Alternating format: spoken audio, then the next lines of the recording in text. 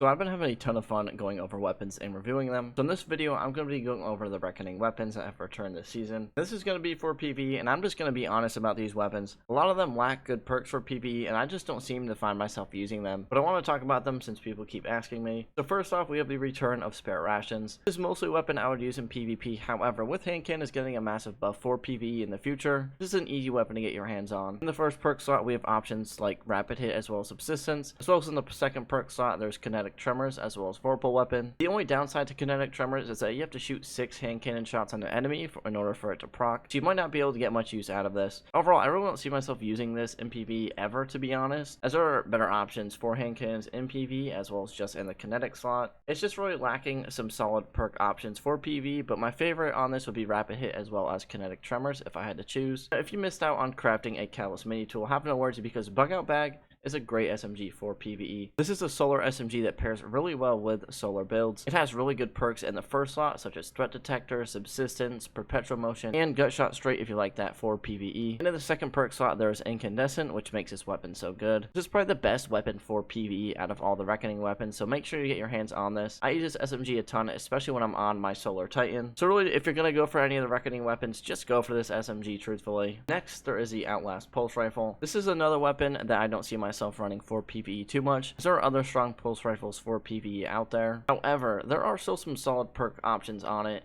In the first slot, there is Feeding Frenzy, Outlaw, as well as Keep Away for higher end content. And in the second perk slot, there is Kill Clip, Dragonfly, and Demolitionist. Now, if you like the perk Discord, the Last Man Standing is the only shotgun in the game right now with this perk. Getting final blows with another weapon will make it so when you pull out your shotgun, you will get ammo back upon final blows for 7 seconds. For other perks on this weapon, in the first slot, there is Subsistence, Threat Detector, as well as Opening Shot. And in the second perk slot, aside from Discord, there is 1-2 Punch, Swashbuckler, and Rampage. I've tried this shotgun out for myself, but other than having Discord on it, nothing seemed to stick out about it. The Soul Survivor Sniper actually has some pretty decent perks. There's so many other snipers out there that will outperform this, but I don't think this is a completely horrible option for PvE. In the first perk slot, there is Outlaw, Rapid Hit, and Lead from Gold. As well as in the second slot, there is Firing Line, Vorpal Weapon, as well as Volt Shot. If you like snipers for PvE, definitely get your hands on this. I think that I would go for Rapid Hit or Lead from Gold and pair that with Firing Line. Or if I'm going to be doing solo content, I just use Vorpal Weapon. And the last weapon to talk about, which I didn't even want to include because I don't even think I've seen someone use this sword, but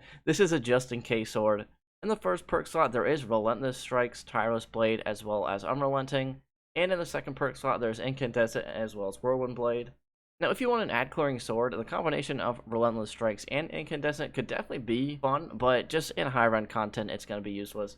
But, I mean, to be honest, it does have some decent perk combinations. Having Incandescent on a sword can be a ton of fun. You pair that with Relentless Strikes, you're going to keep getting heavy ammo back after landing 3 light attacks. You kind of just go ham on the ad clear with this sword, but overall, that's my opinions on the reckoning weapons. As you can see, I usually don't talk bad about weapons, but truthfully, I just think these weapons have missed the mark in PvE. Now, PvP is a completely other story. Like, Spare Rations is good, Outlast is good for PvP. Even the Shotgun Last Man Standing has some good perk combinations for PvP. But in terms of PvE content, I just don't see myself using any of these other than the Bug Out Bag SMG. The Bug Out Bag is a great SMG. If you're going to go for any of these, once again, definitely go for that SMG. I really think if they added more perk combinations on some of these weapons, we could see ourselves use them more. But unfortunately, they didn't, and I just think these weapons missed the mark overall.